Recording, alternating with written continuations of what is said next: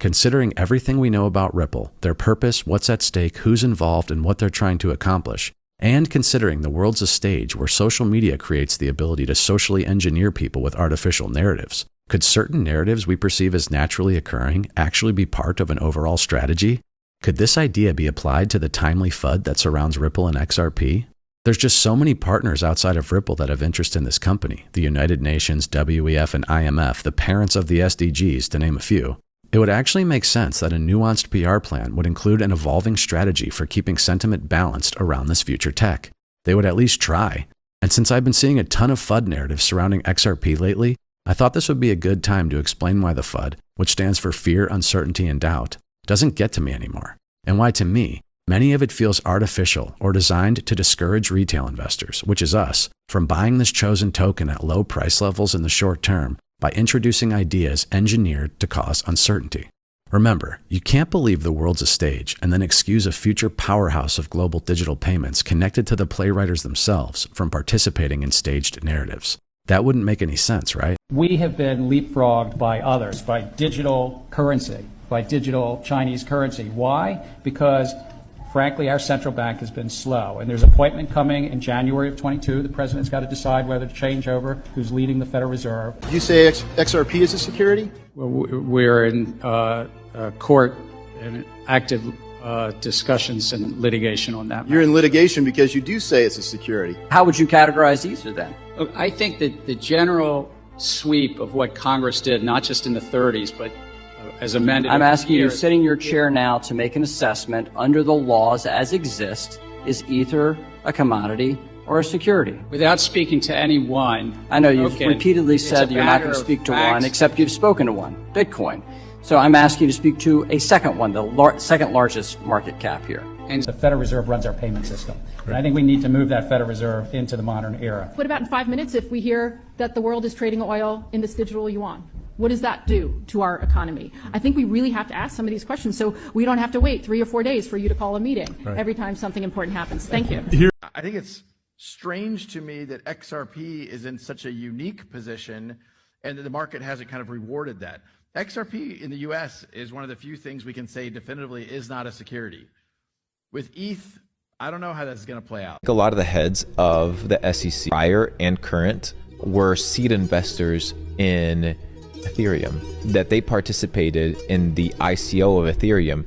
Therefore, they have a vested interest in seeing Ethereum succeed as the main blockchain.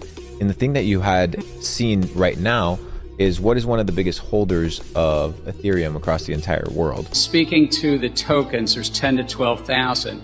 If there's a group of entrepreneurs in I'm asking about one. The public is anticipating a profit based on the... I'm asking a specific question, Chair Gensler. Is Ether a commodity or security? And again, it depends on the facts and the law, and if there's a group of individuals... I'm asking about the facts and the law sitting in your seats and the judgment you are making. And so, Mr. Chair, I think you would not want me to prejudge because... I'm asking you a very simple question about the second largest digital asset. What is your view?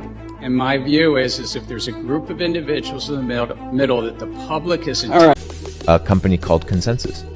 Consensus owns MetaMask. They're super centralized, and now we're in a scenario where we're no longer proof of work, but we're proof of stake, which means what? Whoever owns the most Ethereum and stakes the most Ethereum owns the most nodes, therefore has the most voting power. And who owns that?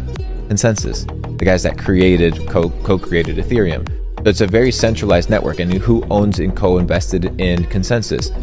JP Morgan or Chase Bank or a bunch of banks, I don't know, HSBC, I don't remember exactly which ones. So you're in a scenario right now where, dude, like banks are still, they got their hand in the game, they're playing their game. I think it's a dirty play. That's in an era where bipartisanship can feel scarce, Gensler has done such a terrible job running the SEC that he has managed to unite members on both sides of the aisle, condemning his failed leadership.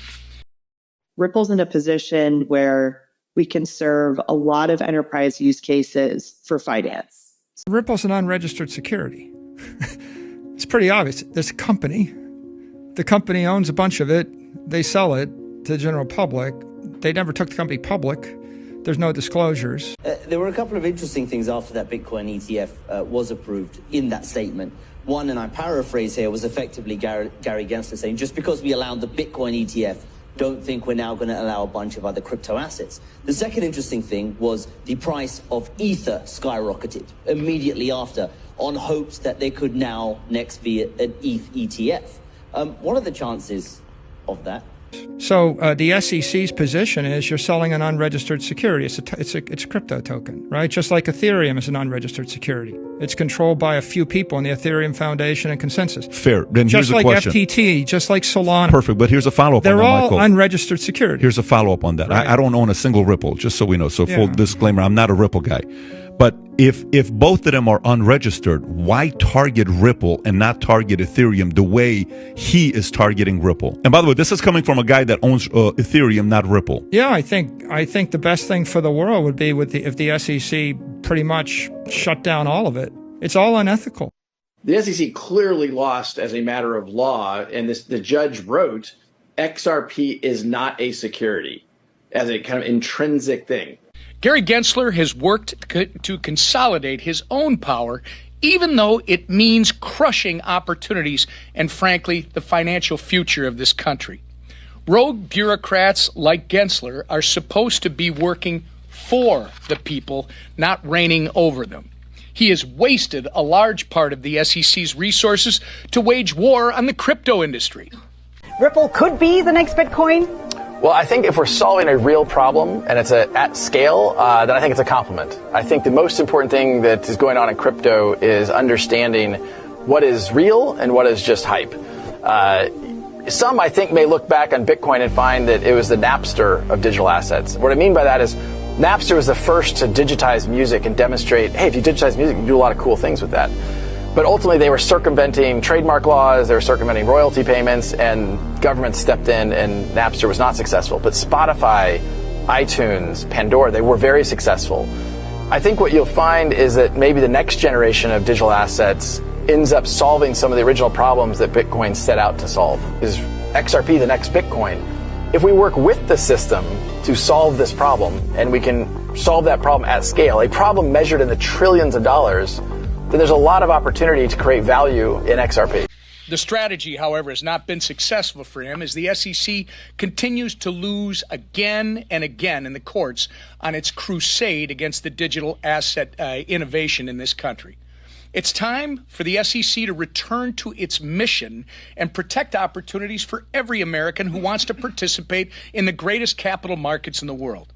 Digital asset innovation is an important part of that.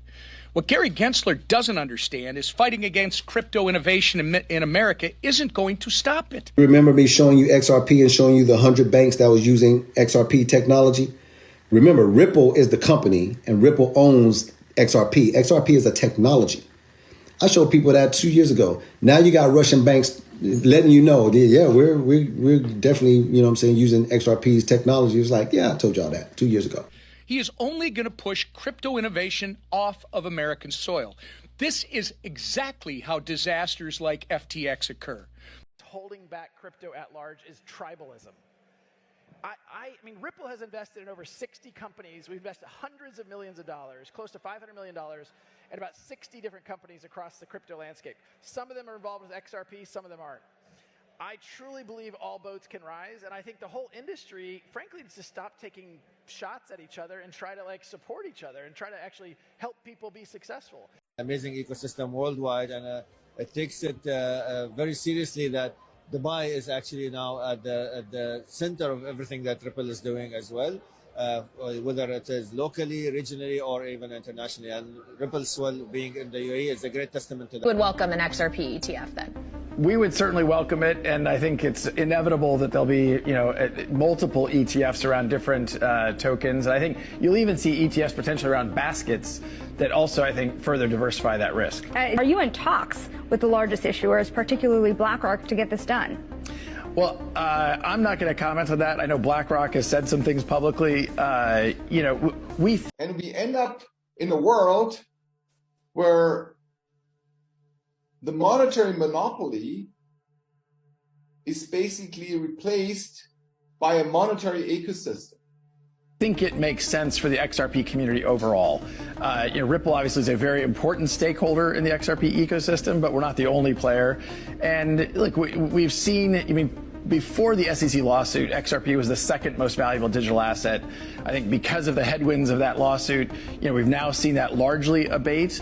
But the long-term view on these things is about, how do you create utility and really solve real-world problems with these different digital assets?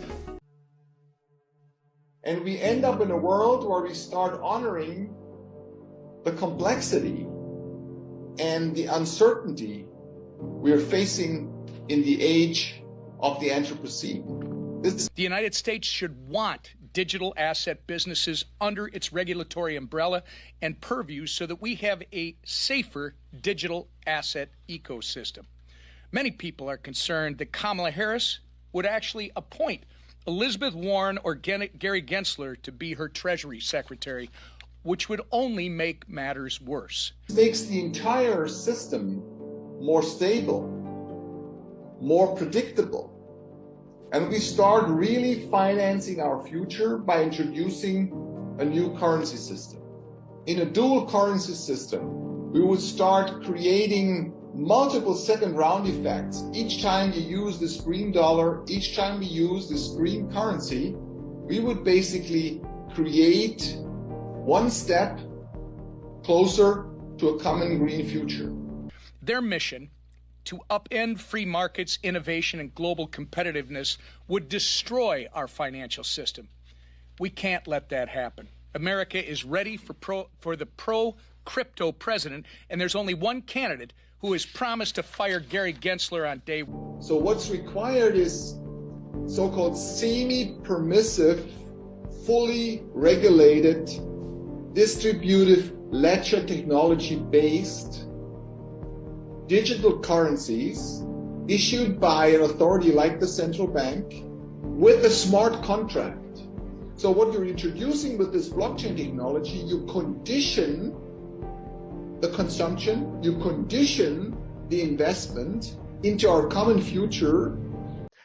There were many XRP holders who wanted me to ask you if Bitwise was going to do anything regarding XRP, given the ruling in the lawsuit against Ripple, given that it has some level of clarity now that intrinsically it's not a security. Anything you can share there? We agreed on already in 2015 to begin with. In 2015, we agreed that we want the SDGs as our common roadmap. Because we have a political consensus on these goals, almost 100% on the globe. Yeah, it is a holding now of the Bitwise 10. So it is the third largest holding at a 3.2% weight. We removed it from the index the day the lawsuit came from the SEC because it injected a fair amount of... And what's missing is the right financial incentives to make that happen. And by introducing this blockchain-associated conditioned smart contract incentive, each time you touch that green dollar and each time you use that green dollar, you create multiple green so-called second round effects. This green currency system, it suddenly becomes an incentive to swap your traditional ancient fossil projects into green projects. Risk into the market, but the lawsuit went through and there was a ruling. And as you mentioned, the ruling found that it was not a security in most aspects. And so it is back in the index where it belongs, just like it's there, with your pillows. So we're ready. We're right there with you. Finally, to tie XRP back into all this, maybe since the minting process of proof-of-work tokens requires real-world energy output, they do have real-world value. And maybe this means proof-of-work is the truest way to bring value from the real world into the digital space. And although proof-of-work tokens do send slowly over their own networks, maybe sending them over their own networks was never really the purpose at all. Ripple did not actually issue XRP. Some of the creators of the XRP ledger actually had been early engineers that worked on Bitcoin, and they saw some of the scalability problems that Bitcoin was likely to have, and they wanted to build a better digital asset to solve some of these problems. Maybe the purpose of these proof-of-work coins was just to establish value in the digital space in the first place. And then once value was attached to these coins, they could be sent over one unified ledger at the speed of light for almost nothing. And that's where XRP comes in. And maybe one of the main purposes of XRPL is to make sending these digital energy-backed tokens of the future easier and more efficient by using a different complementary system, a consensus algorithm. And maybe these systems are both needed. One, proof of work to bring real-world value into the blockchain by requiring energy to be minted, and two, XRPL's consensus protocol to provide the necessary plumbing for transitioning the existing financial infrastructure to digital. It's genius. Think about it. All these banks Ripple's partnered with have their own APIs and software already built, and they need a bridge, the XRPL, to link the old system to the new one and make everything more efficient.